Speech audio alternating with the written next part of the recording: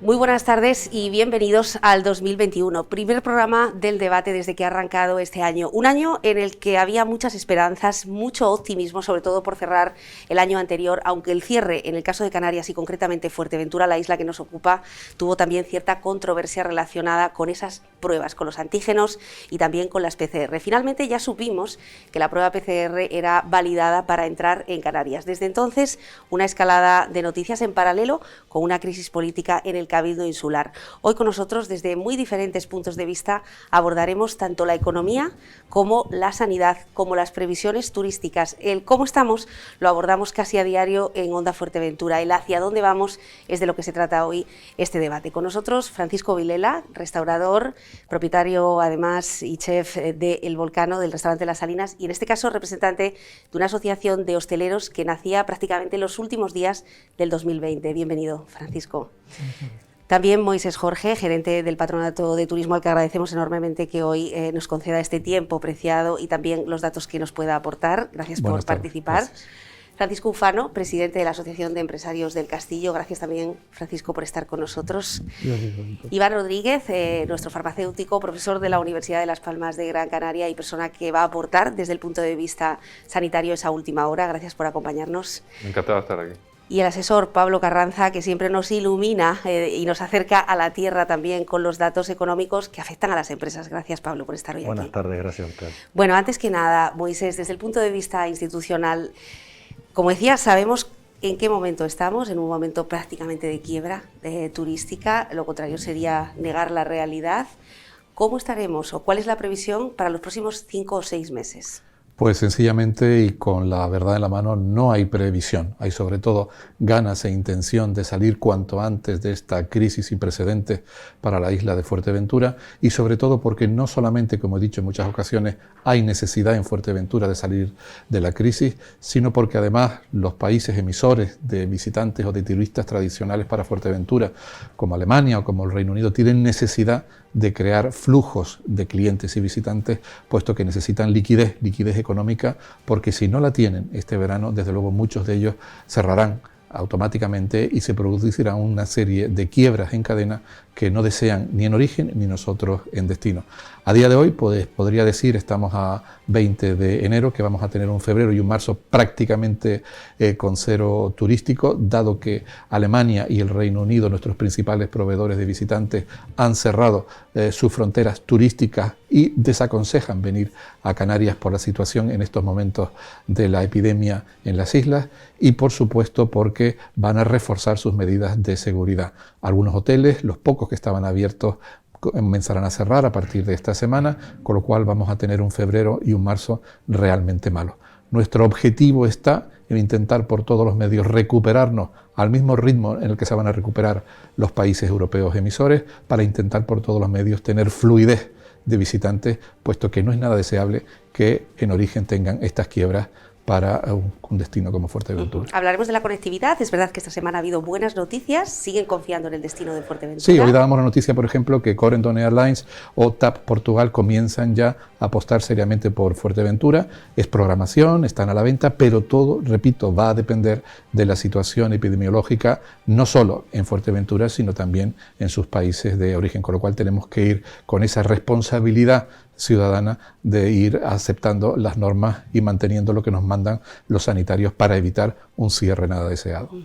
Bueno, antes de escuchar a los hosteleros, a los hoteleros, a los sanitarios, sí quería escuchar a Pablo, porque hemos visto cómo desde el pasado 12 de marzo se alimentaba de alguna forma la esperanza de los sectores a través de los ERTEs, a través de una cierta línea de ayudas económicas, cómo se ha atascado los servicios de asesoría y cómo muchas empresas se han quedado por el camino. Cómo estamos actualmente en un momento en el que precisamente estos dos sectores, que son la industria de Fuerteventura, está reclamando líneas de ayuda con verdadera emergencia. Bueno, pues planteas dos líneas que te empiezo a hablar un poco de cómo ha evolucionado. Es verdad que la economía en Fuerteventura agradeció mucho los meses de julio y agosto, que se pudo trabajar algo de septiembre, y es un poco la ilusión que mantiene al empresario intentando luchar un poco para no quedarse en el camino.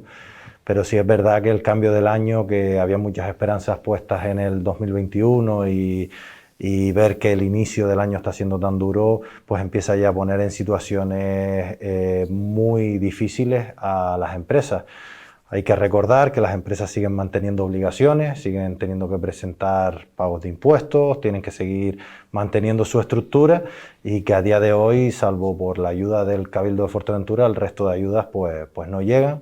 Incluso esta mañana el presidente del Gobierno de Canarias hablaba de que desde que llegaran los fondos europeos pues se sacarían las líneas que iban a ser unas líneas muy importantes. Se vienen hablando desde hace mucho tiempo de cómo se configurarían. Pero bueno, ya empieza la esperanza a llegar a agotarse y hay que empezar ya a hablar de realidades. Tiene que empezar ya a canalizarse ese dinero, aunque hoy la parte negativa es que se habla de que hay que esperar a que llegue el dinero de Europa para poder hacer realidad esas ayudas.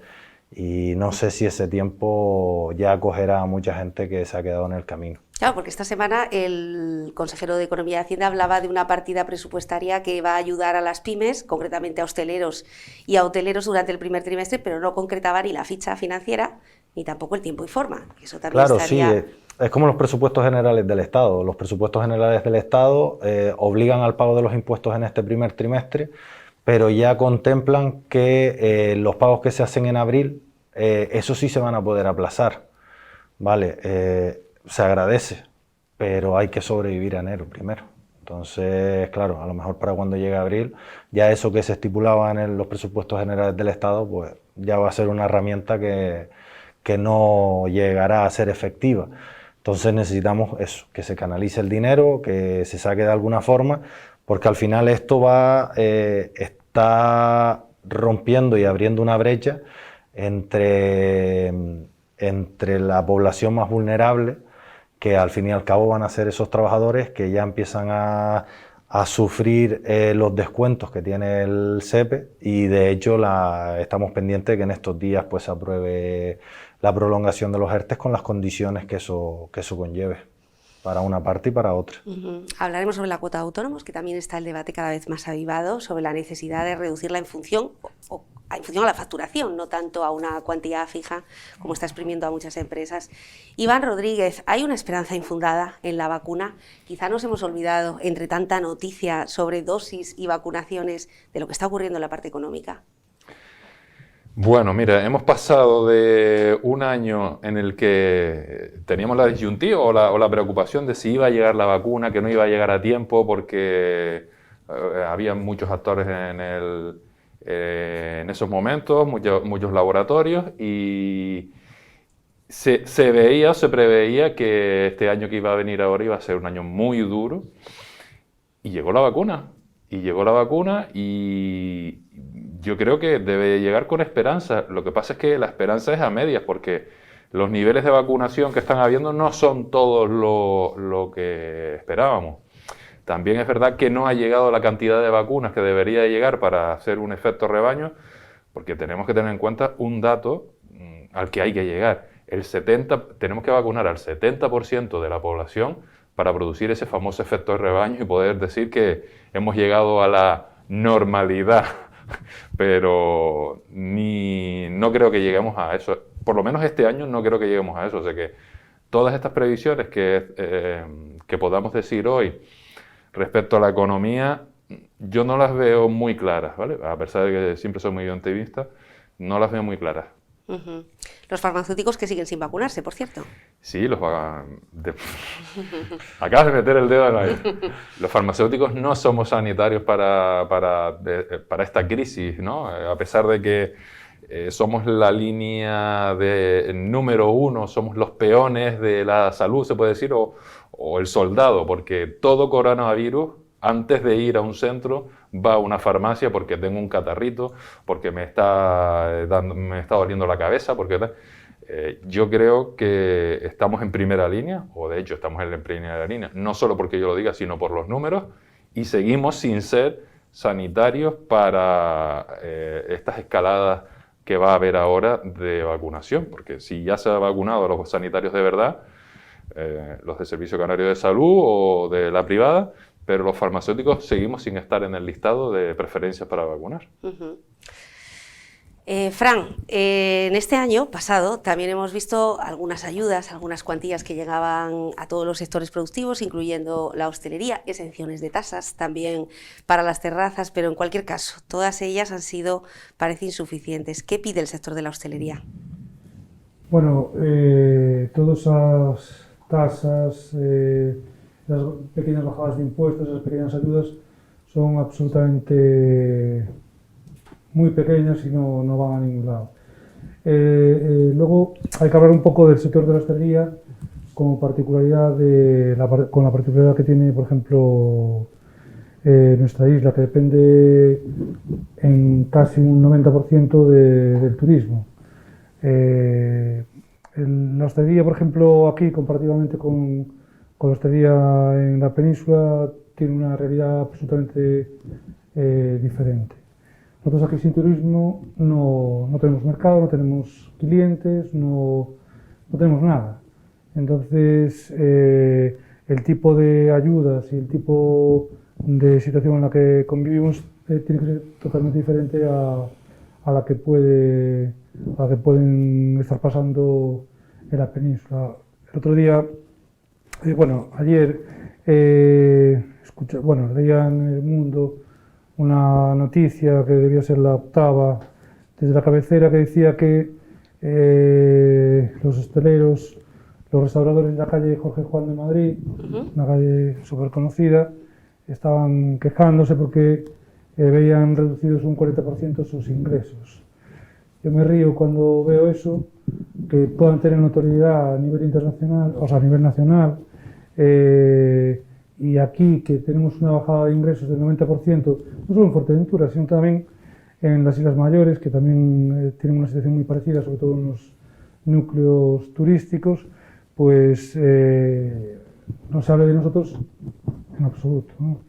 Y la realidad nuestra es muchísimo más dura de que, por la que está pasando la hostelería en la península. Aquí la realidad es que no hay demanda interna, salvo pequeños núcleos como puede ser Puerto Rosario, capitales, estoy hablando de Fuerteventura, y el resto es un medial, es un desierto.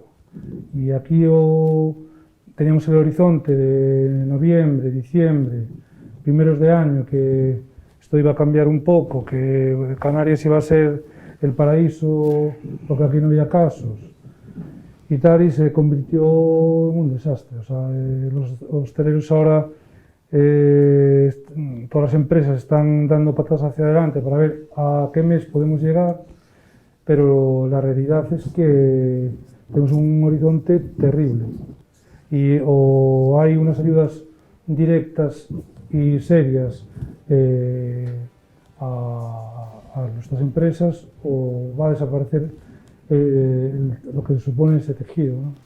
Y lo que también comentaba antes es que después no va a haber efecto de sustitución, es decir, no va a haber otro empresario que va a venir y va a coger tu negocio y va a desarrollarlo. Cuando eso desaparezca, lo comentaba antes Pablo, es como un tren que va frenando, pero luego volverlo a arrancar es por lo menos otro tiempo similar. Entonces, y sobre todo para el destino.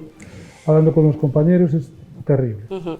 Yo les cito algunas de las medidas, Paco, que decía, alquiler de los locales o ayuda al alquiler de los hoteles, incentivos fiscales, retraso en el pago de las cuotas a la seguridad social. Son noticias que se han lanzado un poco al aire en ese paquete de medidas que parece que pretende aprobar el Consejo de Ministros. ¿A los hoteleros qué ayudas necesitan?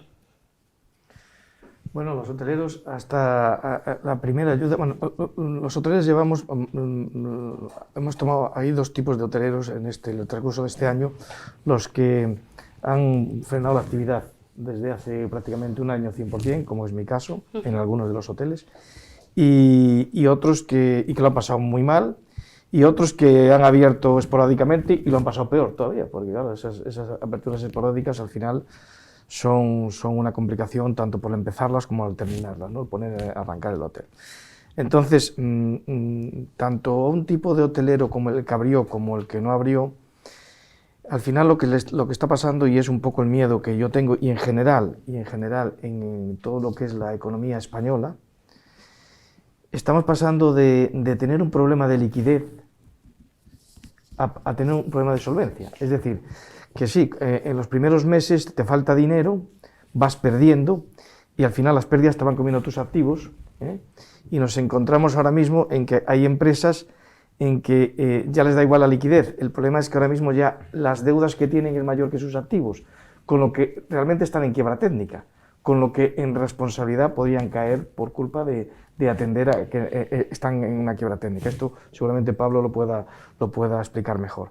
Entonces, hemos pasado de solicitar liquidez, a ahora muchos empresarios nos vamos a encontrar en que podemos empezar a entrar en quiebra técnica.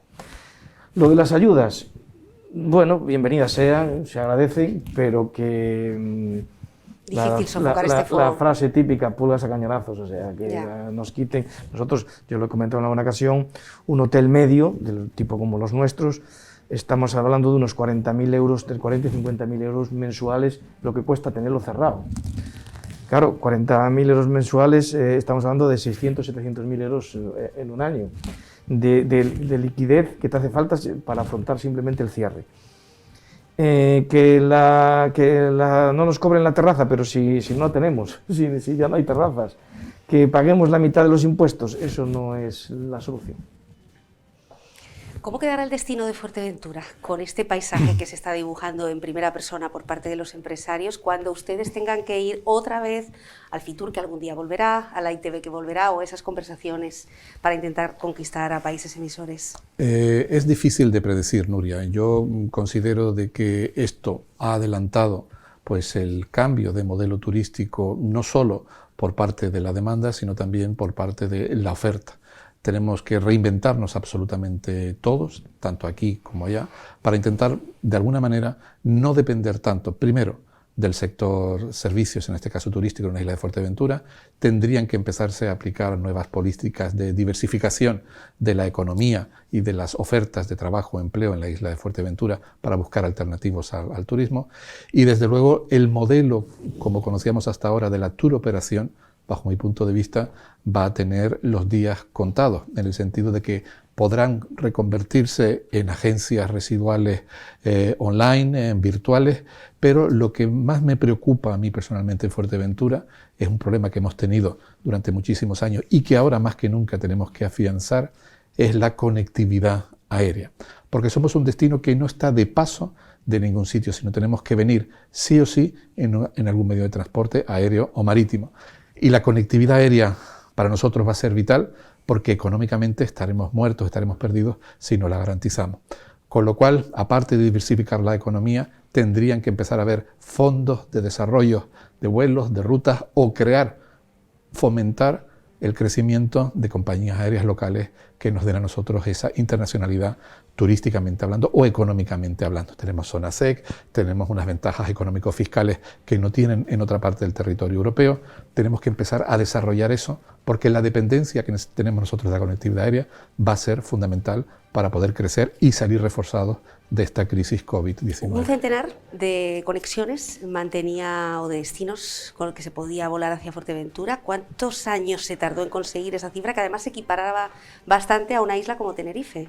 Tardamos 4 años en conseguirlo, haciendo además algo que no hacía el resto de Canarias, que fue muy criticado en su momento, pero al final demostró ser efectivo, pues directamente a esos acuerdos de comarketing que todo el mundo cuestionaba y que nosotros poníamos directamente como incentivo a aquellas compañías para intentar por todos los medios compartir el riesgo en la promoción y en la viabilidad de todo eso. Y además operadores turísticos importantes como Talasso número 1 en Francia o como Itaca Polonia, que confiaron en empresarios de Fuerteventura para comenzar su operativa, y desde luego aprovechamos también el río revuelto de la primavera árabe para que se asentaran aquí en la isla de Fuerteventura y conseguimos además que echaran raíces y que crecieran. No podemos echar por la borda todo eso, pero tenemos que fomentar esa conectividad aérea porque si no, desde luego, vamos a estar totalmente perdidos en los próximos años. No sé si quieres apuntar algo, Fran.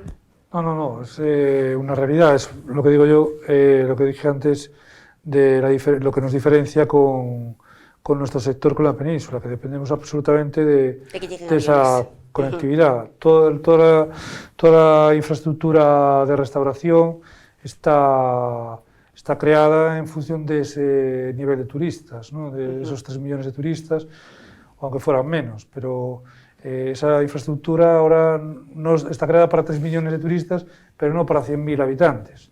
Entonces, o sea, la diferencia es terrible, o sea, que por eso que o esto toma otro cariz que no tiene mucha pinta, o la situación va a ser realmente terrible. Aparte de cierres que están ahí, como por ejemplo el Oliva Beach, que también estamos viendo que serían 400 familias por un tema estatal, y tantos otros como se está apuntando desde aquí. Y lo que hay detrás, porque no olvidemos de que está prácticamente en quiebra técnica, pues un turoperador como TUI ha sido rescatado en 3 ocasiones por el gobierno alemán, está en manos en estos momentos del gobierno alemán, es un ejemplo muy parecido al que sufrimos con Thomas Cook, y además no olvidemos que un gran turoperador como TUI tiene pues empresas paralelas muy importantes, como puedan ser Robinson, como pueda ser la cadena Riu, que desde luego nos veríamos en un serio problema si ese gran operador turístico cae por los intereses directos o indirectos que tienen en un territorio como Canarias, y por eso Canarias es fundamental en su cuenta de actividad anual. Es muy importante, y por eso Canarias necesita en general, creo yo, un ejercicio de responsabilidad, primero de responsabilidad política, que se base en un consenso de ideas técnicas para hacer un traje a medida a Canarias, que como bien decía Fran anteriormente, no es la misma realidad la de Canarias que la del resto del territorio nacional.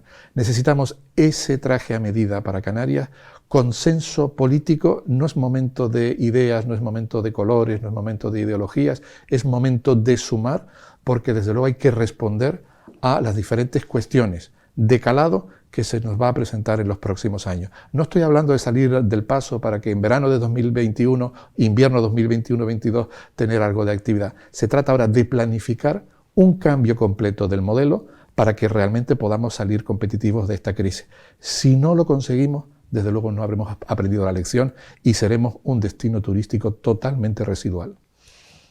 Con una consejería de turismo a nivel regional que no está muy presente en las islas, como por ejemplo Fuerteventura, que viven, decía el presidente del Cabildo la pasada semana, en un 88% del turismo. Es decir, que si una consejería tendría que estar aquí sumando esfuerzos y viendo la realidad, quizás sería precisamente turismo. Esta semana se ha hablado y mucho, y precisamente a través del muro del gerente del patronato, que suele abrir bastantes debates y a veces encendidos, sobre la posibilidad de una cuarentena, es decir, de que volvamos al confinamiento. Preguntarles qué les parecería desde su diferente perspectiva sanitaria, empresarial y por supuesto económica, que Canarias se cerrase, como están cerrando Extremadura, por ejemplo, algunas de las comunidades, durante 4 o 6 semanas para reducir. Yo creo que eso es que es una medida que hay que tomar sí o sí. De cajón. O sea, es que de sentido común, es que desde el principio yo creo que el sentido común, que es el menos común de los sentidos, yo creo que ha desaparecido de las instituciones, de los políticos, ha desaparecido de todos los sitios. Nosotros tenemos una realidad absolutamente diferente a la península. Tenemos que ir de la mano con Alemania, con Inglaterra, con toda la gente que nos da de comer. Entonces, cuando ellos estén bien, aquí vamos a estar mal. Y luego otra cosa, aquí socialmente, yo lo que me parece totalmente increíble es que aquí se hayan propagado durante Navidades. Vivimos todos del turismo, vivimos todos del sector. ¿En qué familia majorera o en qué familia de esta isla, majorera o que haya nacido aquí o no haya nacido aquí, pero que trabaja aquí, no tenga una vinculación con el turismo? Todas. Yo creo que el 99,9%, excepto alguno que sea familia médica o tal, pero seguro que tiene algún familiar, un primo que trabaja, que tal. Entonces, que sabiendo la importancia que tiene eso, como la responsabilidad social es básica. La culpa es hecha a la hostelería. O sea, hoy las medidas son cerrar antes, distancia de mesas, limpieza cada vez que se levanta un cliente. Eso se hace. Pero el problema es que después en las casas no se hace. Y todos sabemos que los contagios no están en la hostelería. Lo que pasa es que es más fácil dar más visibilidad a las medidas cerrando un bar o cerrando o aplicando este tipo de normas que son muy visuales, pero no son efectivas. El otro día salía en los medios el presidente de Hostelería de España y mostraba una curva de los casos en Madrid y otra en Cataluña. En Madrid no se habían cerrado los establecimientos de hostelería, en Cataluña sí, en Cataluña los habían arruinado y la curva era exactamente la misma. Entonces, el problema de los contagios no está en la hostelería, está fuera de la hostelería. Y todos lo sabemos, pero no se hace nada. Bueno, y quien ha dicho que en España ahora es cuando sabemos que había demasiados bares, ¿no? Por Sí, la cantidad de hosteleros que han salido a la calle, no como otros sectores, por ejemplo, los gimnasios que también se han cerrado y hasta el viernes de la semana pasada no los escuchamos. Esas medidas se toman en base a conceptos epidemiológicos. Bueno, yo no sé, todos hemos hablado de la epidemiología que se ha hecho a nivel nacional, pero la epidemiología que se hace aquí en Canarias está dirigida por el doctor Serra, que lleva un comité asesor del coronavirus y tiene ahí la florinata de la epidemiología entonces, ellos conocen muy bien por dónde vienen todos los datos, porque analizan todos los... un detallito, ellos analizan coronavirus en heces, por ejemplo, se van a todas las cloacas a mirar heces, a mirar orina. ¿Por qué? Porque se excreta por ahí. Ellos saben perfectamente cómo va a subir la curva, cómo va a bajar. ¿Por qué? Porque vienen a todos los lugares donde se elimina los excrementos nuestros y se analiza y se sabe que va a haber otro pico. El pico de Navidad llegó el pico de fin de año y va a llegar el pico de Reyes. Entonces, hay que estar ahí. ¿Qué tiene que ocurrir? Que no se desmadre el pico. Pero ellos saben perfectamente dónde vienen los picos. Que va a llegar ahora una época de enero donde no ha ocurrido nada, porque no va a haber grandes rebajas. A no ser que haya ahora masificaciones en las rebajas, pero si no hay ni un duro, pues no va a haber masificaciones en las rebajas. Ahí podría haber otro pico en febrero, pero creo que se va a descartar ese pico porque no se han visto, yo por lo menos, bueno, aquí en Fuerteventura no, porque hemos visto que es un desierto, pero yo no he visto esas masificaciones a la entrada del Corte Inglés o tal, que se suelen ver todos los años. Llegan las rebajas de enero, el 50 sobre el 50, vale. Esto es una enfermedad social. En el momento que los seres humanos o nosotros nos sociabilicemos, nos unamos por cualquier efecto o cualquier fecha indicada, hay un rebrote. Además, ya lo dijimos en noviembre. Cuidado, estamos en un programa en Onda Fuerteventura, estoy muy preocupado por la ola de enero, no la de principio de enero, la de final de enero. Lo dijimos claramente en ese programa. Y antes de eso llegó el nivel 2, precisamente para evitar que esa curva... Es una enfermedad social, pero de control social. Lo que no puede ser es que nuestra sociedad tenga un control que me parece muy bien, que es necesario, el control en los establecimientos de hostelería, y haya un descontrol en la esfera social, absoluto. Entonces, quiero decir que está muy bien tener un control donde se pueda controlar, pero donde no se pueda controlar pasa por la responsabilidad social. Y en esta isla tenía que haber más responsabilidad social, si cabe, que en otros lugares, que tendría que ser. El otro día venía un cliente a nuestro restaurante y me contó, un señor de aquí de Puerto del Rosario, sus padres fallecieron jóvenes, los cuidaron los tíos. Vale, esos tíos, el primo, insistió en que llevaba a los nietos a verlos, tal. Bueno, al final, la madre de ese señor muerta y el padre en la UCI. Es decir, es una cuestión de responsabilidad. Yo a mis padres, estoy todos los días, no salgáis, no relacionéis, los nietos en su casa, ya los veréis, teléfono, etcétera, etcétera. Es una cuestión de una responsabilidad social. Un cierto relax. Y nuestro sector, en general, y el que no, que se le sancione, ha tomado las medidas de distanciamiento, de todo tipo de medidas. El otro día se había publicado, en diciembre publicaban los casos que se creaban dentro del ámbito de la hostelería y suponían un 2%. No sé si el dato es verdad, porque al final los datos, depende de quién los maneje, son también como son. Habían datos de no abrir los colegios porque los niños son súper contagiadores, eso Claro. va a ser una debacle, y era totalmente contrario. Es decir, se sabía que los niños menores de 10 años no desarrollaban la enfermedad, acababan con ella. Es muy raro que niños menores de 10 años propaguen este tipo de enfermedad. Y después, a partir de los 10 años, 10, 11, 12 años, es que, por decirlo así al taponazo, entra el coronavirus y acaban con él. Es decir, tienen un sistema defensivo tan fuerte que no llegan a ser propagadores. Igual que si ahora tú te pusieras la vacuna, estás inmune de propagarla. No, de propagarla no, porque tú la puedes coger y estás 2, 3 días donde eres propagador de la enfermedad, pero tú no la vas a desarrollar. Pero los niños, además, se demostró, se sabía, ya en el PAIN se había dicho, no pasa nada con que abran los colegios, no son contagiadores.